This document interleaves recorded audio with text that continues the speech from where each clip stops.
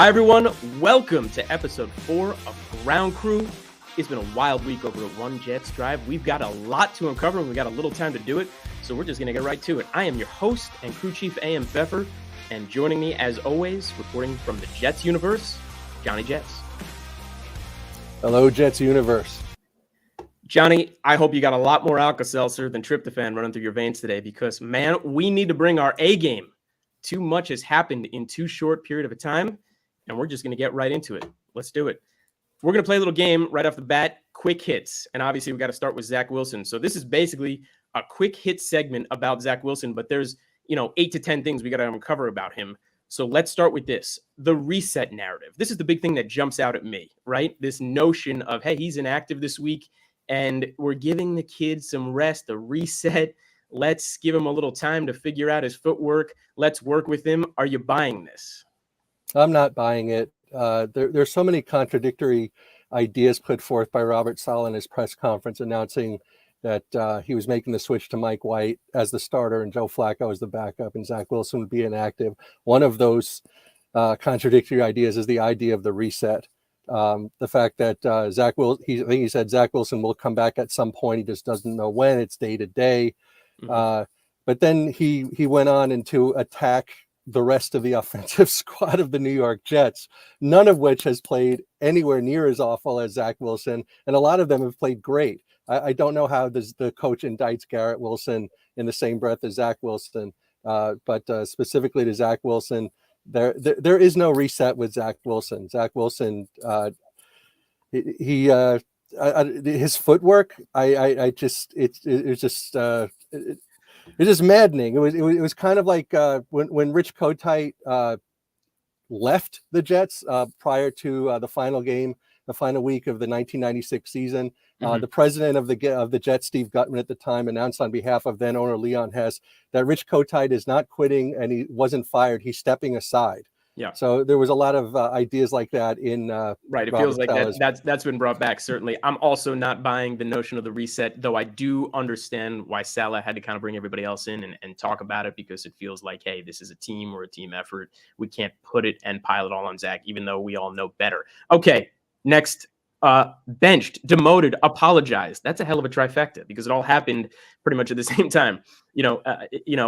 It was an interesting thing. And one thing that jumped out about me after that press conference, we talked about it last week, and we went back and forth a lot about, hey, when he was asked the question and quickly said, no, I'm not putting this on myself. And all of this, are you apologizing to the defense?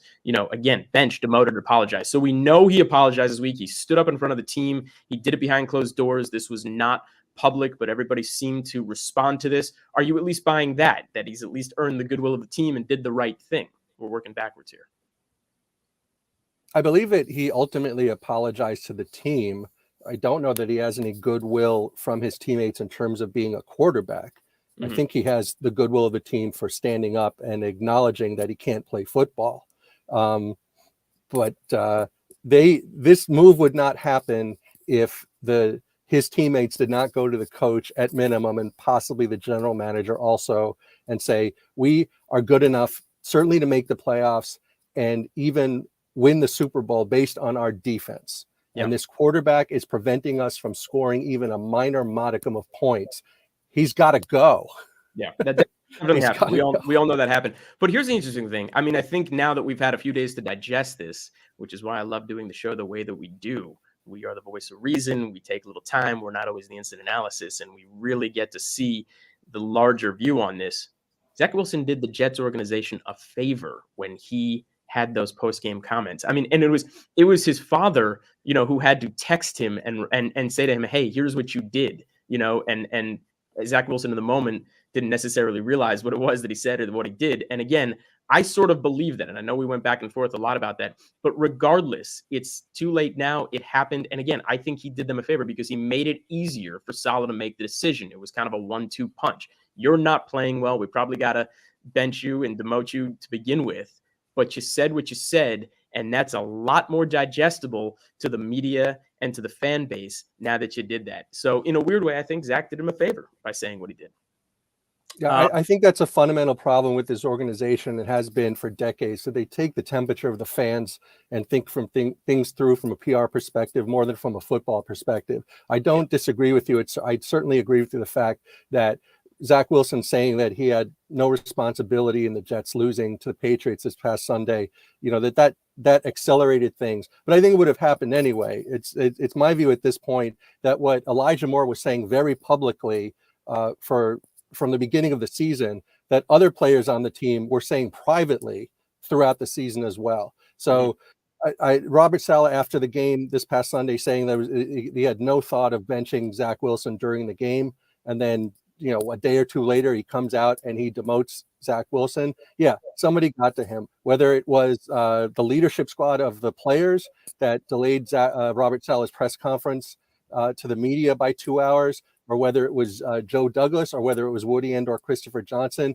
Robert Saleh got in line and made the change for the good of the team. But in doing so, Robert Saleh kept saying how Zach Wilson, his footwork is not good, his fundamentals are not good, that he's got to reset, and so on and so forth.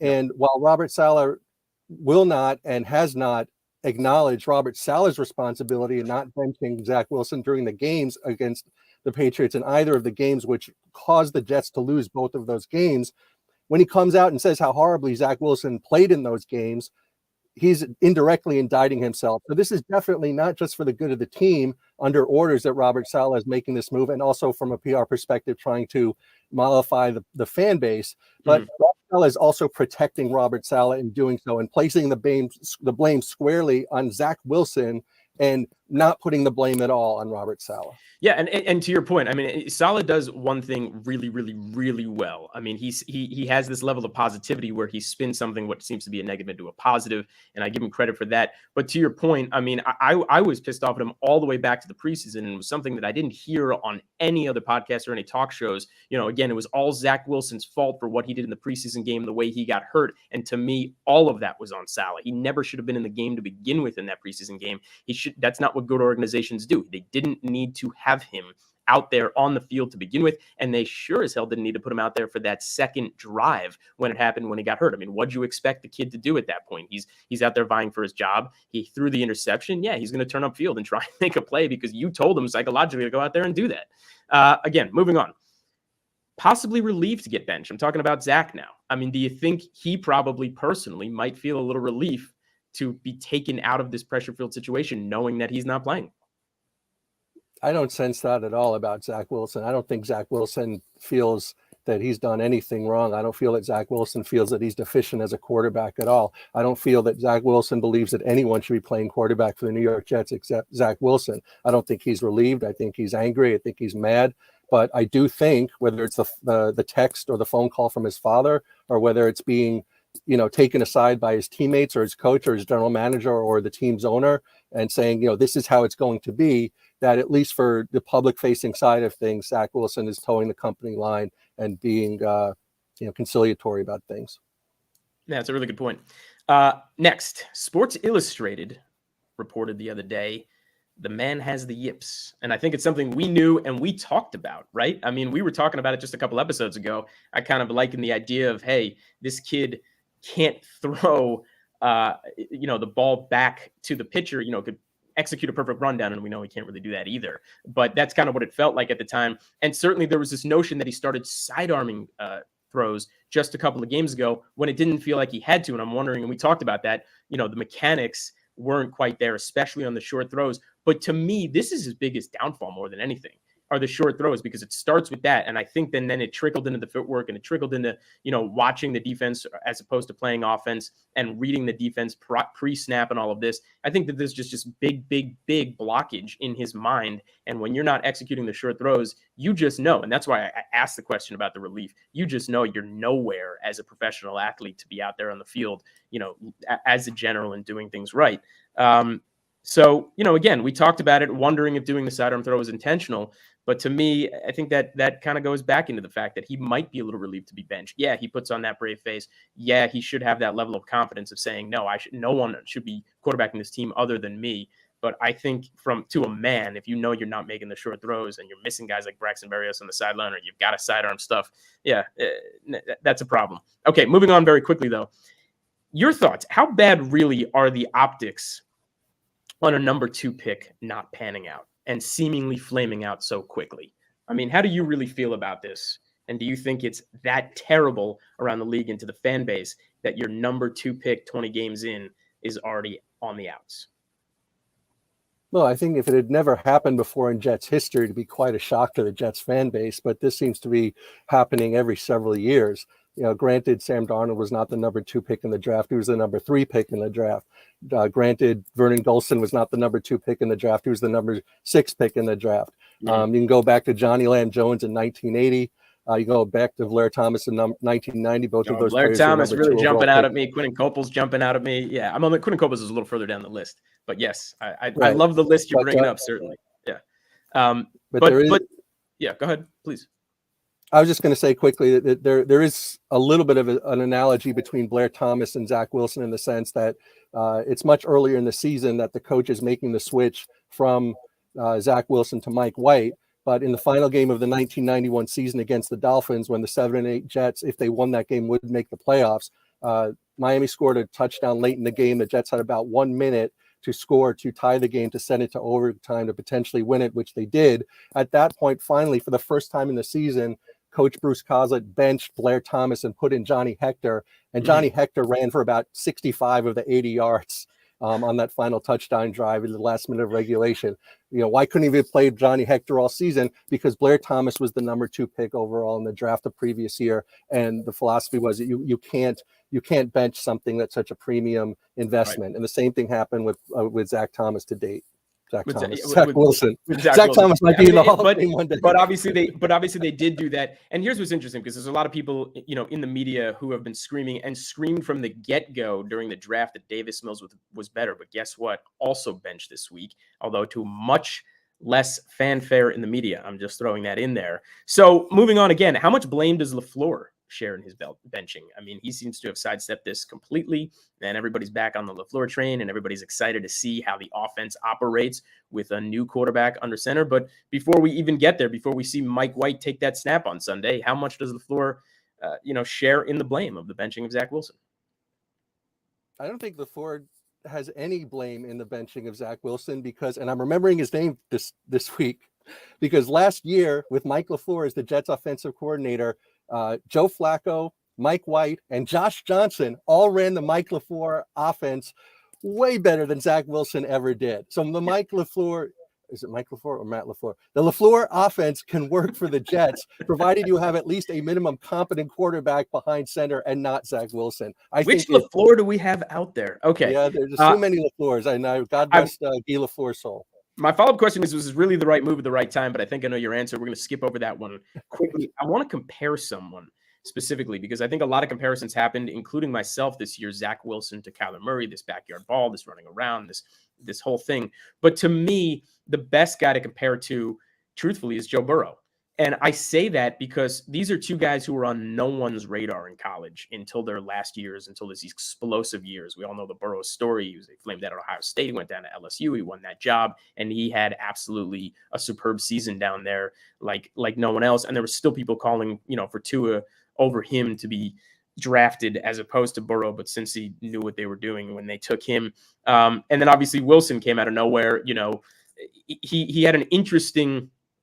I'm going to talk about that in a second, kind of had an interesting collegiate career prior to that last year, but he was truly magnificent. And we all know what the pro day did. Everybody sent the Twitter world on fire as well. But, when you saw Burrow come out, and the reason I wanted to bring this up, terrible offensive line his first year, blew out his knee the first year, the whole thing, but you could still see it. When the kid was on the field, when you watched him play, as bad as the offensive line was, and he didn't yet have Jamar Chase. He was still working with Tyler Boyd and a young T. Higgins at that point. He was good. He was really good, and Uzomah was actually on his side of the ball there as well. And Mixon, just still a couple years removed at a college himself. So different player, but really, really good out there. And you just saw it, and you saw it quickly, and you knew the future was with him.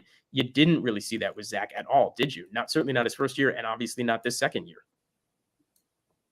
Yeah, I think to compare Burrow and Zach Wilson in the same breath as NFL quarterbacks is a severe injustice to Joe Burrow. Joe Burrow, I think the key word that you said is LSU. He played in the top college program. BYU is not that, and so he faced closer to pro competition. He certainly played in the pro set offense. Steve Young had a great career, as we know, and Jim McMahon won a Super Bowl. But, again, I'm not comparing necessarily Zach Wilson to Burrow. I'm just comparing the situation. Two guys who came seemingly out of nowhere to have these incredible years in college. One got into the pros and as the number one pick, and you saw it immediately. And obviously, he's the right guy, and they've got their 10-year plus quarterback. Even came back from a severe knee injury, and we've got a guy who's got 2 knee injuries, the number 2 pick, and you never saw it, not once. There were glimpses of it, glimmers in the Tampa Bay game I'm thinking of his rookie year, but that's about it. Okay, last thing about Zach, and I kind of want to bring this up. History is not on his side. And what I mean by that, his road back, or at least back to starter with a high level of success, is seemingly impossible. Because when you look back at all the quarterbacks who have the numbers that he does, it doesn't seem like any of them ever pan out, not even remotely close, And again, he's got this interesting history of what he did at BYU. His numbers were decent as a sophomore. They were pretty good as a junior. The record of BYU for both years wasn't great, either his sophomore or junior year. Certainly is better his junior year. Senior year, spectacular across the board, his numbers and BYU's numbers and all of that. And we know all of that. But, is he ever going to see the field again is the question. I want to hear your thoughts on that. Is he ever going to see the field again as quarterback of the Jets, or as we're going to start just as he ever going to see the field again as a quarterback? Of course he is. He will get it up. If he's on the Jets next year, it'll be an open competition, at least for public consumption, and he'll get an opportunity to compete for the job, which he won't win. That means that he will stay on the team for the year as a backup or the third string quarterback. At some point, he'll get a job as a backup on another NFL team. That team starting quarterback will get injured, at least for a play, and he will step on the field as an NFL quarterback at some point in history. It's almost like you and I have been following the NFL for a very long time and seen this movie before. Couldn't agree more with you. Okay, enough of our man, Zach Wilson. Zach, I don't think you're a bad guy, a bad kid, but you unfortunately are in so many ways still just a kid. And wish you the best. Hope you have the road back. Don't know if we want you back as the quarterback of the Jets, but don't say that pejoratively. Again, this is not necessarily a knock on you personally. It's just we have a winning team now. We've got the personnel, and it would be tough to see you under center again. Certainly it'd be tough this year unless something changed so dramatically and so 180. But let's call it like it is. Probably not going to happen. It goes back to that first question. Nobody's buying this reset narrative. Okay, but it's time. It's time to move on, and it's time to talk about our man, Mike White. Here he is. This is real. He's stepping in, and he's actually, as opposed to, hey, Zach got hurt and Mike White had to come into the game, we're actually looking at now the reins are yours. Let's talk about him for a quick second, and then certainly want to hear your thoughts. I just want to set the table here. 5th round pick in the 2018 draft. But interestingly enough, he was tagged to be a 3rd or 4th rounder then. He was like 8th or 9th on a lot of people's boards as the QB that year, but ended up at the 5th round pick to the Cowboys. He was waived the following year in 2019, waived on August 31st, right before the season, and signed to the Jets practice squad on September 25th of that season. And then there was kind of the usual practice squad reserve contract stuff that happens with a lot of these guys, in the 3rd or 4th stringers, on the practice squad, cut, come back, this whole thing. Until, as we know, what ended up happening in the famous Cincinnati game last year. But your thoughts on him? How do you feel about Mike White being the one under center now? No, it's the best case scenario, in my opinion, for the New York Jets. Joe Flacco is certainly a competent quarterback, but the Jets' offensive line is shaky at best and more likely Swiss cheese. And Joe Flacco just simply doesn't have any mobility whatsoever. Not that Mike White is fleet of foot, but he can at least, move, a little bit. Mike White demonstrated last year that he can play football, that he can be an NFL quarterback, that he's a legitimate backup in this league. And when a backup comes in, what you want to do is you want to manage the game. You don't want to make mistakes, and you want to let the team around you win the football game. If Zach Wilson had been able to do that, he'd still be the starter. Mike White is capable of doing that. And so that bodes quite optimistically for the Jets in terms of being able to win football games on the backs of the Jets defense. What's tragic at this point, and I say that in a football context, is that the Jets are likely on the outside looking in, for the playoffs this year, with the 2 losses to the Patriots, which again, I put the blame squarely on Robert Saleh for not benching Zach Wilson during those games in the fourth quarter and putting in Mike White to let the defense win those games. I think that the Jets will be on the outside looking in. But in terms of being able to win any of the remaining games, Mike White is capable of doing that. And I expect him to win at least some of the games moving forward this season. Yeah, I would agree with that. And love everything you said. Love the fact that he's already proved it. And here's another thing I really like about him. I like the idea that we're now in the 5th year. I think that that's a big thing. And we talked about that in the show before. To me, most of these guys they certainly shouldn't be seeing the field in years 1 or 2, if possible, if you can avoid it, unless they are these transcendent players and your team is already garbage and you're okay with it and your fan base is not based in and around the tri-state area and have to deal with the New York media. But specifically, he's that 4th year was a big thing, and he came in and he played a couple of games. Now he's in his 5th year, different guy. You're just a different person at that age, in my opinion. I think the year is somewhere between 20 to 24 years old. You are still a kid. And once you start hitting that 25 plus, and a lot of people and a lot of athletes in their prime, as they head into it, somewhere between 26 to 29 years old, big difference. Big difference in how you handle yourself, in your own maturity, in your diet, in your regimen, in the fact that you're a veteran at this point. You're a deep-seated veteran, especially in a league that sees guys shoot up in 3 to 4 years all the time, and the average being less than 4 years for most people. So Mike White has made it. He's made it this far, and this is his 5th year. Here's his shot. Let's see what he could do, certainly. But you are one of my favorite conspiracy theorists, and I want to throw this at you. What do we make of the fact that Saleh promoted him to 2nd string a few games back? Do you think this is what Saleh had in mind the whole time? Well, clearly it's consistent with that thinking. I mean, the fact that Saleh demoted Joe Flacco and promoted Mike White to the backup, and then came out with the disclaimer that Mike White is not seeing the football field unless Zach Wilson gets injured. That seemed to be a little bit of cover for the investment that the Jets made to the number 2 overall pick in Zach Wilson. But if it is true, and at this point it seems borne out, that everyone inside the building, that according to Zach Wilson, who are the only ones who know what they're talking about, have been seeing Zach Wilson play terribly all year, not just on the football field on game day, but in practice and in the, et cetera, in the training facility, that, they're saying, we might have to make a move.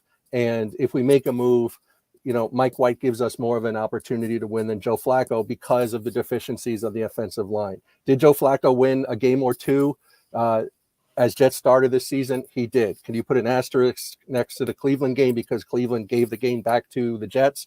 You can, but nonetheless, he still won. But the Jets' offensive line is not even as good as it was back then. And, the tragedy of these games against the Patriots is that they basically took the gift that Cleveland gave them and they threw it back to the football gods. Yeah. And the reality is Zach Wilson did get injured. He didn't necessarily get physically injured, but he got athlete injured, right? He got the yips and he said the wrong thing after the game. That 1-2 punch certainly did him in. It's Mike White. Moving on. Justin Fields. Justin Fields.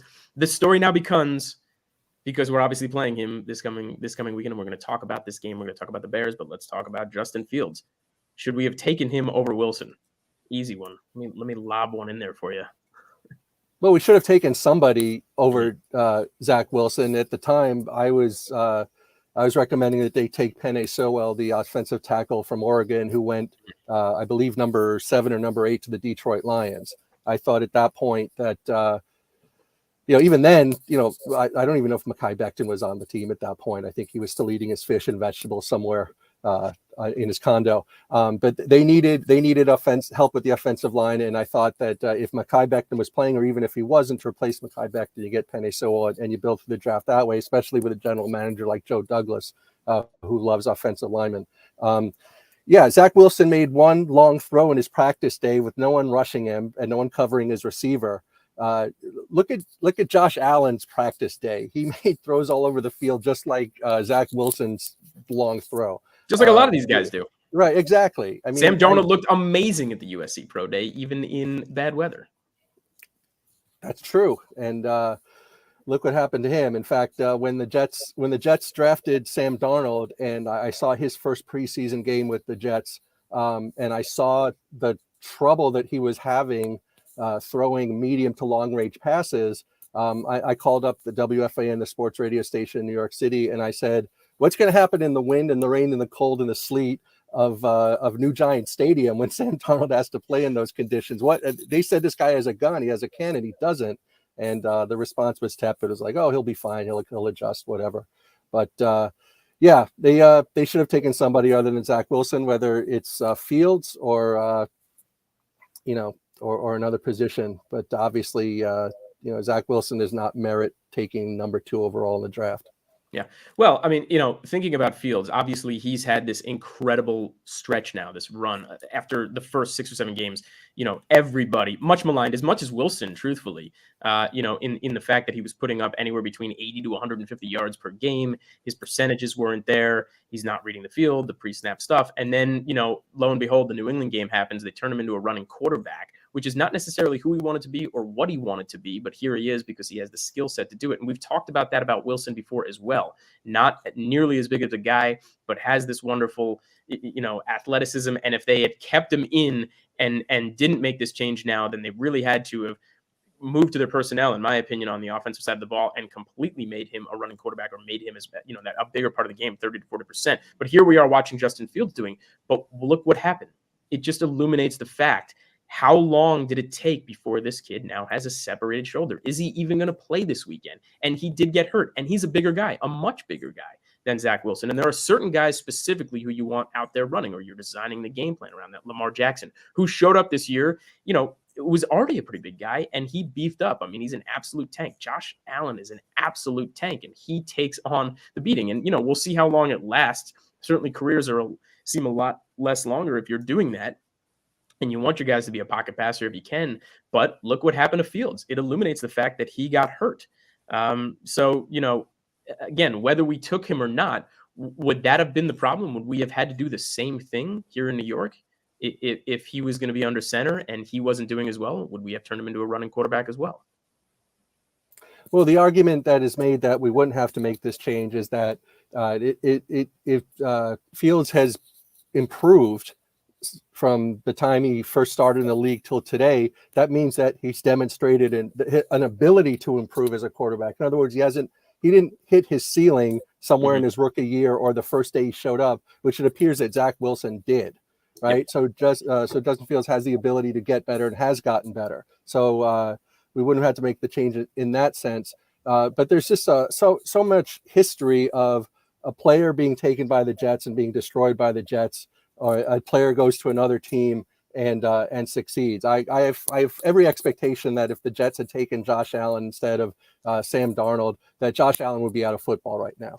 The Jets have a unique ability to destroy even talented players, certainly players that don't have great talent and have an attitude problem. Well, let's hope again that narrative has changed around the Jets. A lot of people believe in Joe Douglas. I'm one of them, and changing the culture because it starts there. So to your point, at the time, if they had taken Allen, might have been the problem, might have been out of football. But let's hope moving forward, we have a very different outlook on that. But let's stick to this game for a second against the Bears. Interestingly enough, the spread started at 4.5. It's now at 6. People are banging on the Jets. And whether, the question is, real quickly, is that because Justin Fields is up in the air and might not play, or is that because it's Mike White time and everybody's believing that he's the man and the Jets really can win by close to a touchdown? I think it's because people believe in the Jets defense. They believe that the Jets defense can limit the other team's offense from scoring points, which they've demonstrated that they can do on a consistent basis. And they believe that Mike White can sustain drives such that the Jets defense doesn't have to come on the field after 3 and out, no points throughout the entire game. So based on that, they feel that the Jets can win this football game. I think it's all about riding the backs of the defense and Mike White managing the game in the way that he's already demonstrated on the NFL level that he's capable of doing. Yeah. Well, I mean, and to your point, the over-under on this game is 38. That, again, is extremely low. When you're seeing a lot of NFL games 45 plus, or, even in the low 40s is pretty low. But when you're at 38 and you have one of the teams expected to win by 6, at this point. That's a really interesting dichotomy to me. And to your point, this is all about the defense. And I agree. The Sharps are looking at this and saying, hey, the Jets are looking to give up 10, maybe 17 points to this Bears team, and the Jets could probably get 21 with Mike White under center. So 21-17 seems like a pretty good number. However, it probably they might otherwise be thinking it's more like 24-14 or something in that, that realm. Because again, the spread is 6. Okay, moving on. And this is one of my favorite ones. I want to ask you a question. This is an interesting anecdote. Have you heard about the coin flip prediction that's going on? This has been all the rage on Jets Twitter for quite some time now. Have you heard anything about this? Hit me, because I don't know what you're talking about. Okay, this is good. At Nooner Nation, at the beginning of this year, that's their handle. That's their Twitter handle at Nooner Nation. Flipped a coin for every single Jets game this year. And as of now, they are 10-0. And that is not a joke. That is not a mistake. They called every single game going until now. And there's a lot of excitement building of what's going on Twitter. And here's the only problem. The coin has us losing to the Bears this weekend. Okay. And then I want to tell you what happens after that. It then has us winning 5 in a row before we lose to Miami, finishing the season 11-6, winning the wild card, winning the divisional round, and then losing in the AFC Championship game. What do you make of this? Well, as the Bill Murray character, John Winger in Stripes, so eloquently said, we're Americans, we're 10-1. So if this coin flip says that we're 10-0 now, and after Sunday we're going to be 10-1, the coin flip has said that this game against the Bears is basically the Vietnam War. So I can't argue with any of it. It makes complete sense to me. I love it. I just had to bring that up. I think it's amazing that somebody flipped a coin. And here's what was really interesting. One of my favorite things, I just want to throw in a little more about the anecdote, is someone tried to call this individual out on Twitter, because the way the paper was, it wasn't lined up on the margin. It was flipped around the other way. So they were saying, oh no, this is BS. You keep changing this as it goes along. But he showed that he messed up something about what he messed up on the front side of the paper, and he crossed it out the first time. So he flipped it to the back, which is why they had to do that. So there really is a 10-0 coin flip out there. But hey, I want to bring this back around, that you could flip a coin 10 times, and it is rare to have something like this happen. And I like the idea to go 10-1, but think about the odds on that. Think about the odds and the fact that the Patriots have beaten us 14 times in a row. But I digress. Moving on to the question part of the show here. We've got a couple of them. We're getting long in the tooth, so we're just going to do 2 questions today. Kyle Caldwell wants to know, doing the 2021 draft again, do we take Fields? So this goes back to what you were saying. Obviously, he's talking about Justin Fields. Do we take Fields, or would we go in another direction? Let's touch on this once more.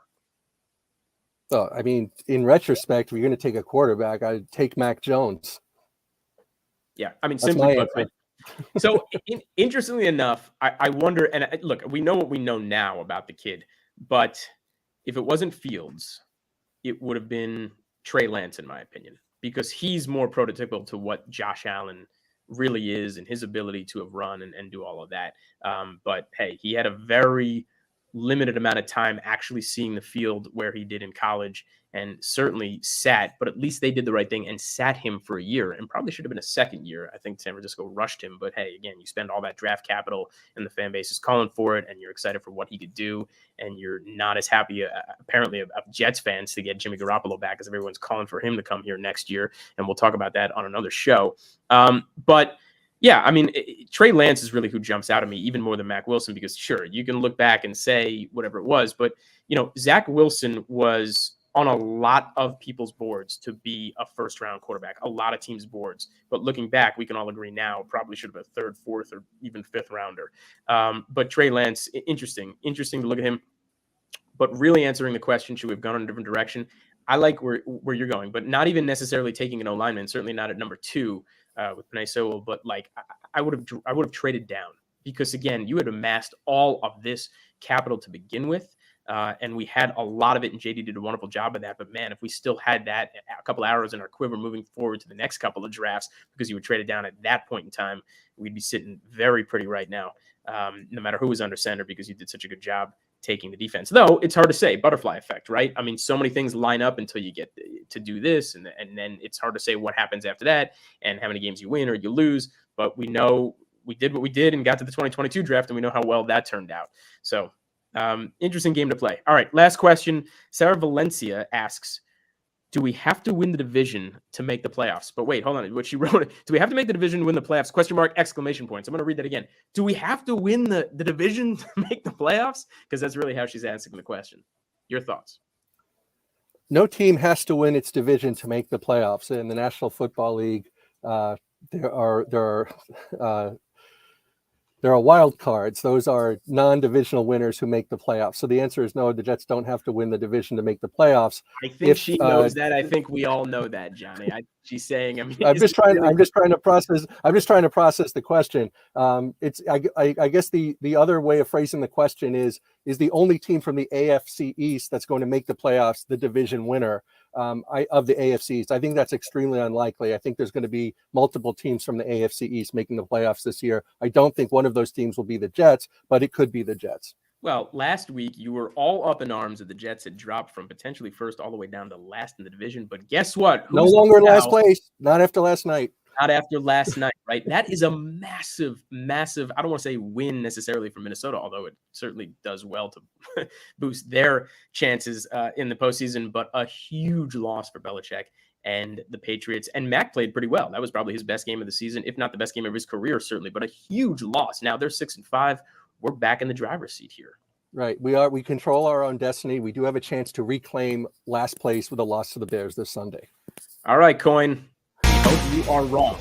But this does it for episode 4 of NYJ Ground Crew. We, as always, appreciate you joining us. Let's go Jets this Sunday. We'll be watching. We'll be excited. We'll be tweeting about it. And we'll be back here next Tuesday for episode 5. Johnny and the Jets universe, appreciate you joining, as always.